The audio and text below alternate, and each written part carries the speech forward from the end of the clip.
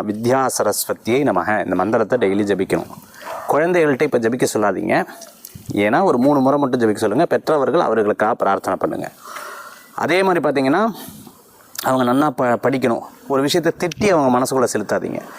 அப்படியே அவங்க ரொம்ப மனசை ஃப்ரீயாக வச்சு இந்த மந்திரத்தை கேட்க வைங்க. அதனால தான் நான் எப்பவும் சொல்லுவேன், இந்த மந்திரத்தை தூங்கினதுக்கப்புறம் சொல்லுங்கன்னு சொல்லுவேன். தூங்கினதுக்கப்புறம் பெற்றோர் இதை ஜபிச்சாங்கனாலே நம்ம சப்கான்ஷியஸ் மைண்ட்லேயே இது போகும். ஏன்னா நான் யோகாவில் ஒரு பொண்ணு வந்திருந்தாங்க.